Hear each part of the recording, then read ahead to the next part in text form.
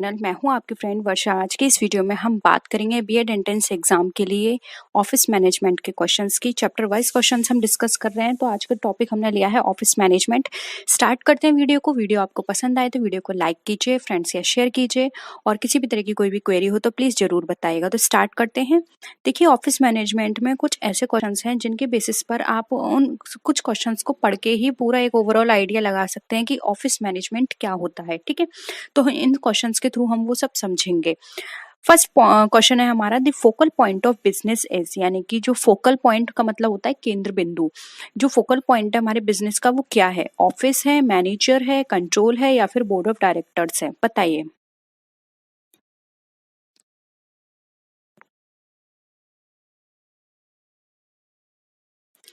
देखिए, यहाँ पर हम फोकल पॉइंट ऑफ बिजनेस की बात कर रहे हैं। तो एक बिजनेस का फोकल पॉइंट वो होगा जहाँ से सारी चीजें मैनेज की जाएंगी, जहाँ से हमें एक आउटलाइन मिलेगी। तो वो होता है हमारा ऑफिस। देखिए, ऑफिस में सारी चीजें सिस्टमेटिक वे में की जाती हैं। वहाँ पर सारी चीज़ों को कंटिन्यूस चेक किया जाता है। जो भी ऑफिस वर्क होता है वहीं से हमें एक रोड मैप मिलता है कि हमें क्या चीज़ किस तरह से करनी है, किसको क्या क्या ड्यूटी असाइन करनी है। ये सारी चीज़ें ऑफिस में ही डिसाइड होती हैं। इसलिए यहाँ पे जो इसका फोकल पॉइंट होगा बिजनेस का वो हमारा ऑफिस कहलाएगा, क्योंकि सारी चीजें यहीं से मैनेज की जाएंगी और कंट्रोल की जाएंगी। ठीक है, नेक्स्ट क्वेश्चन पे आते हैं। According to dash, today's office management is nothing but an information management, यानी कि आज का जो ऑफिस मैनेजमेंट है वो एक सूचना प्रबंध के अलावा और कुछ नहीं है। ये डेफिनेशन किसने दी थी? Leffingwell and Robinson, George Terry, Edward Roach, या फिर हिक्स एंड प्लेस? बताइए। पढ़ी होगी ये डेफिनेशन। इस तरह की स्टेटमेंट वाले डेफिनेशंस बहुत पूछी जाते हैं आपके एग्जाम में। तो कुछ हैं ये, तो आप इन्हें याद भी कर सकते हैं। देखिए, ये वाली डेफिनेशन की बात करें तो ये डेफिनेशन दी है जॉर्ज आर टेरी ने। तो यहाँ पे ऑप्शन भी हमारा राइट आंसर हो जाएगा। ऑफिस मैनेजमेंट के लिए इन्होंने कहा है कि ऑफिस मैनेजमेंट का मतलब सिर्फ वहाँ पे चीज़ों को मैनेज करना नहीं है, उसके अलावा हमें इंफॉर्मेशन भी प्रोवाइड करना है। ठीक है, नेक्स्ट क्वेश्चन है, the main function of the office is. अब जो ऑफिस है उसका मेन फंक्शन क्या होता है? Executing managerial orders, preparing, issuing and maintaining the out documents, पे एंड वेजेस डिस्ट्रीब्यूशन, या फिर नन ऑफ द अबव? बताइए, आपको क्या लगता है एक ऑफिस का मेन काम क्या हो सकता है?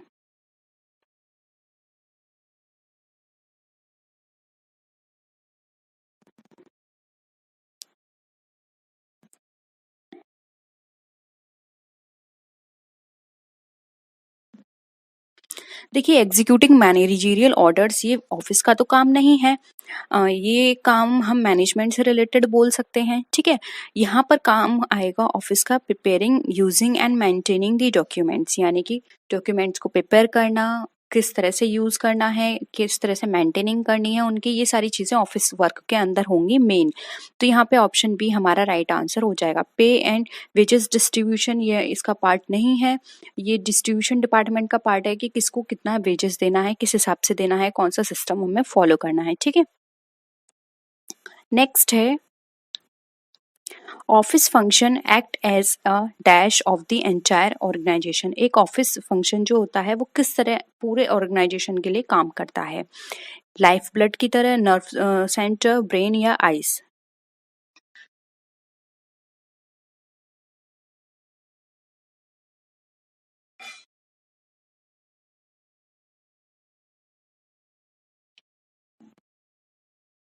बताइए क्या होगा आंसर। देखिए, इसका राइट आंसर हो जाएगा बी, नर्व सेंटर। एक ऑफिस जो होता है नर्व सेंटर की तरह काम करता है, क्योंकि ये फोकल पॉइंट है, यहीं से सारी चीजें मैनेज की जाती हैं। और ब्रेन की बात करें तो ये मैनेजमेंट का पार्ट होता है। ठीक है, नेक्स्ट क्वेश्चन है, according to modern concept office means. Office का क्या मतलब है एक मॉडर्न कॉन्सेप्ट के according? A place where clerks perform routine paper work, a place where information and data are collected and analysed in scientific manner, a place where various types of information are disseminated among related officers, या फिर none of the above? बताइए।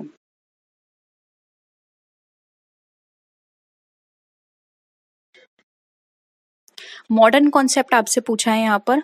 तो उसी के according answer करिएगा और please ध्यान से करिए, ऐसा नहीं है आप आराम से पढ़िए, मैं बीच बीच में आपको टाइम दे रही हूँ।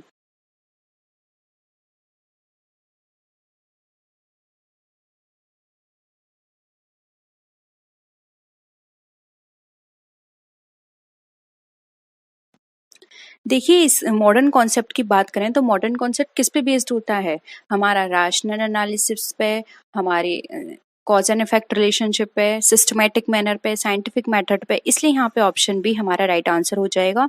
अ प्लेस वेयर इन्फॉर्मेशन और डेटा जो होता है वो कलेक्ट किया जाता है, एनालाइज किया जाता है साइंटिफिक मैनर में, ठीक है? जिससे कि हमें उसके कॉज एंड इफेक्ट पता चले, एक सिस्टमैटिक मैनर हो जिसके बेसिस पर हम ये प्रूव कर पाएं कि हाँ, ये हमने काम किया है, इसके बेसिस पर ये बिल्कुल सही है, ठीक है? तो साइंटिफिक मैनर में अगर हम कोई भी काम करेंगे तो हमारा सिस्टमैटिक वे में चलेगा और वहां पर एरर भी कम होंगे, इसलिए यहाँ पे ऑप्शन बी हमारा राइट आंसर हो जाएगा, ठीक है? नेक्स्ट क्वेश्चन पे आते हैं। Franking machine is used for duplicating accounting work, punching card, stamp fixing. बताइए, आपने देखी होगी बहुत लोगों ने या पढ़ा होगा इसके बारे में। फ्रैंकिंग मशीन किस लिए यूज की जाती है?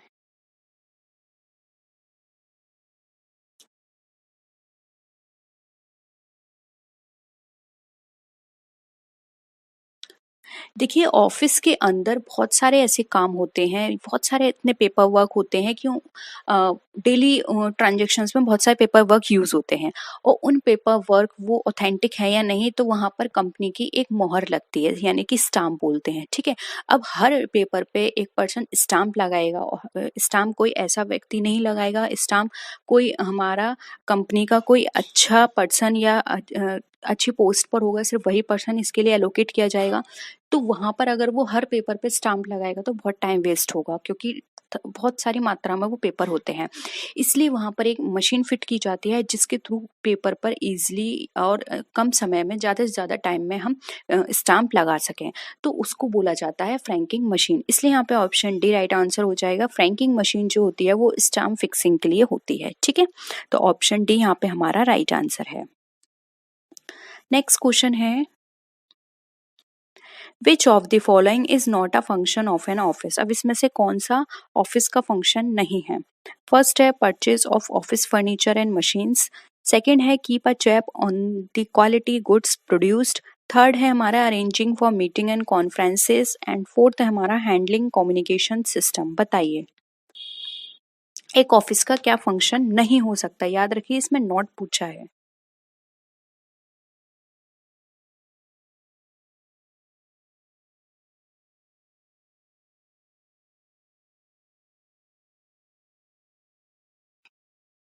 देखिए, ऑफिस फंक्शन की बात करें तो purchase of office furniture and machine, इसमें ऑफिस आ गया। अगर कंपनी के लिए या और अदर फैक्ट्री के लिए होता तो हम ये नहीं मान सकते थे, लेकिन ऑफिस के लिए परचेज किया जा रहा है तो ये ऑफिस का फंक्शन है, ठीक है? Keep a check on the quality of good produced, ये भी ऑफिस का काम है। Arranging for meeting and conferences, again ये भी ऑफिस का काम है।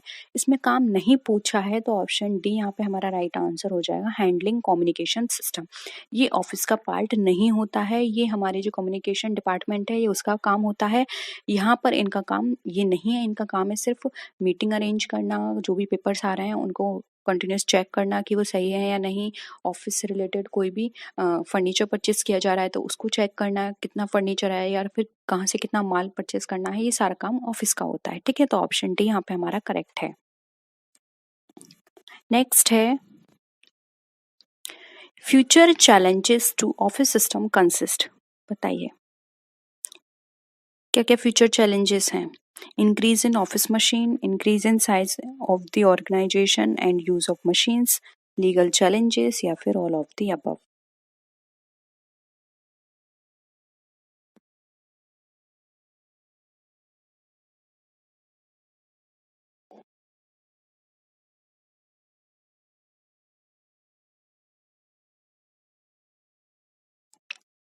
देखिए, फ्यूचर चैलेंजेस पूछे हैं ऑफिस सिस्टम में, तो देखिए फ्यूचर चैलेंजेस क्या हो सकते हैं? इंक्रीज इन ऑफिस मशीन, जो ऑफिस मशीन में अगर कोई भी वृद्धि होगी तो वो भी हम एक फ्यूचर चैलेंजेस है कि उसको किस तरह से हम यहाँ पर सेट करेंगे, ठीक है। फिर है increase in size of the organisation and use of machine. अगर कंपनी का फ्यूचर में साइज इंक्रीज होता है और वहाँ पर किस तरह की मशीन्स यूज होंगी, कितनी मशीन्स यूज होंगी, ये भी फ्यूचर चैलेंजेस है। लीगल चैलेंजेस भी बढ़ जाएंगे क्योंकि बड़ी मशीन है तो फिर उनको बड़ा लीगल अथॉरिटी से परमिशन लेनी होगी, सारी चीज़ें उनको एनवायरमेंटल वहाँ पे जितने भी उनको प्रोसीजर हैं वो फॉलो करने पड़ेंगे। लीगल बहुत सारे प्रोसीजर्स होते हैं, रूल्स होते हैं, उनको फॉलो करना पड़ेगा। तो ये बहुत सारी चीज़ें फ्यूचर चैलेंजेस में निकल कर आएंगी। इसलिए ऑप्शन डी यहाँ पे all of the above right answer हो जाएगा, क्योंकि फ्यूचर चैलेंजेस में जब भी हम अपने बिजनेस को एक्सपेंड करेंगे तो वहाँ पे और भी बहुत सारी ऐसी टर्म्स एंड कंडीशंस होंगी, बहुत सारे ऐसे कंपल्सरी चीज़ें होंगी जो कि हमें फॉलो करनी होंगी। फिर चाहे वो सेफ्टी मेजर्स को लेकर हो, फिर चाहे वो लीगल फैसिलिटी को लेकर हो या लीगल रिक्वायरमेंट से लेकर हो, कोई भी ऐसी चीज़ होगी तो वो वहाँ पर हमें और भी ज़्यादा उसको फॉलो करना पड़ेगा। वर्कर्स इंक्रीज होंगे तो वर्कर्स के लिए बहुत सारी चीज फैसिलिटी हमें देनी पड़ेगी, और फिर सोसाइटी के लिए भी हमें ज़्यादा काम करना पड़ेगा, सोसाइटी के वेलफेयर के लिए करना पड़ेगा, क्योंकि अब ये भी कंपलसरी कर दिया गया है कि कोई भी कंपनी अगर किसी भी जगह पर अच्छे स्केल में अर्न करती है तो उनको अपनी कुछ परसेंटेज होता है उसको एज अ सोसाइटी वहाँ दिखाना होता है कि सोसाइटी की वेलफेयर के लिए आप क्या काम कर रहे हो, जो कि 2% है, ठीक है। तो ये सारी चीज़ें कंपनी के आगे फेस करनी पड़ेंगी फ्यूचर में। नेक्स्ट है typing cell, accounts departments, purchase departments etcetera are the result of. ये सब किसके टाइप हैं या किसका रिजल्ट है? डिपार्टमेंटेशन का, डिसेंट्रलाइजेशन, सेंट्रलाइजेशन या फिर डिवीजन ऑफ वर्क का? बताइए।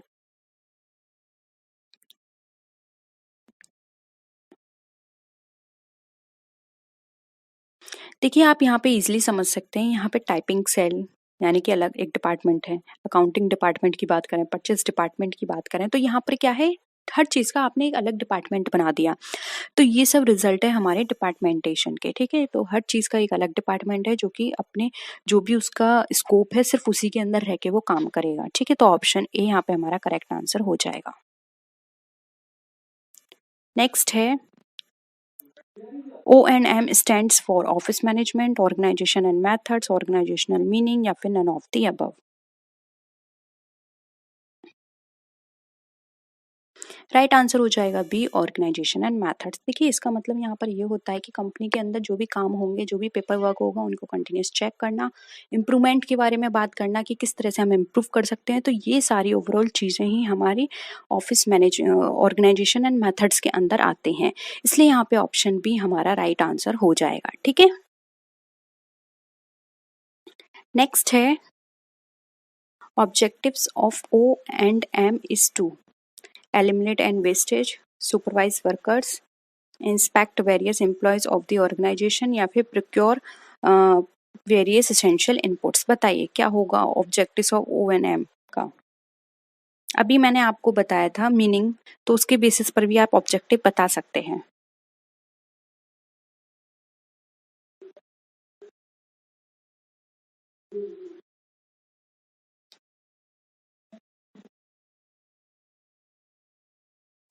देखिए इसका आंसर हो जाएगा ए, एलिमिनेट्स द वेस्टेज, क्योंकि इसमें हम क्या बात करें, जितने भी पेपर वर्क हो रहे हैं हम उनको चेक करेंगे, एनालाइज करेंगे, और साथ ही साथ उनको हम इम्प्रूव करने की भी कोशिश करेंगे कि हम उनको इम्प्रूव करके इन सारे काम को ज़्यादा से ज़्यादा वर्क कर पाएँ, या फिर जो एरर निकल कर आ रहा है उसको हम देख पाएँ और उसको मिनिमाइज़ कर पाएँ।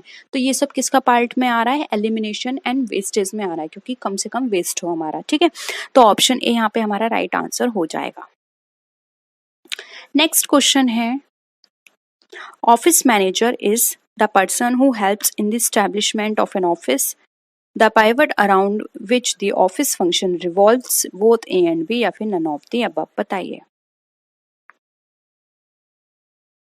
ऑफिस मैनेजर क्या है?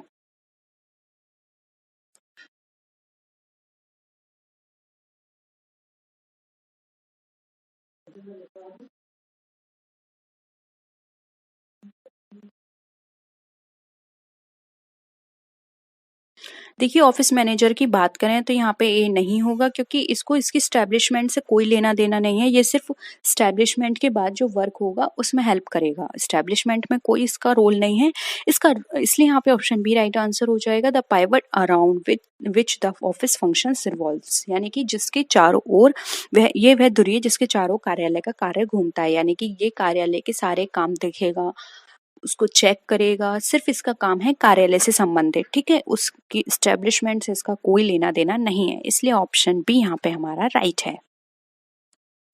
नेक्स्ट है, under which category office management comes, बताइए। Human resource management, information management, financial management या फिर ऑल ऑफ द अबव।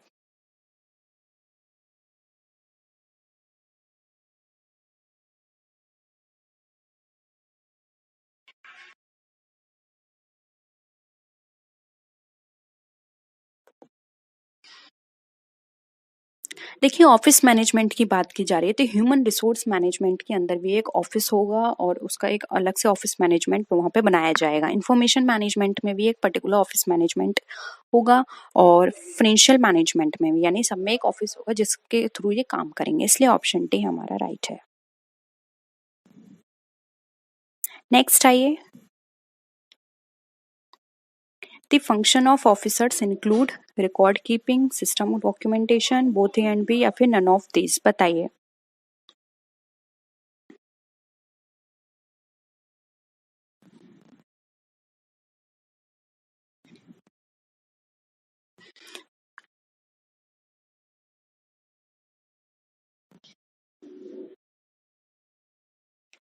देखिए यहाँ पे सिस्टम रिकॉर्डिंग की बात की जा रही है तो सिस्टम वो रिकॉर्ड कीपिंग की बात की जा रही है, तो रिकॉर्ड कीपिंग किसका काम है? अकाउंटेंट का। सिस्टम डॉक्यूमेंटेशन अकाउंटेंट का काम है, तो यहाँ पे तो ये नहीं होगा, इसलिए ऑप्शन डी हो जाएगा, नन ऑफ दीज, ठीक है। नेक्स्ट है, the management of business office is only centralised, on decentralised, decentralised and flexible या फिर नन ऑफ द अबव, बताइए। ऑफ बिजनेस ऑफिस का मैनेजमेंट किस तरह का होता है?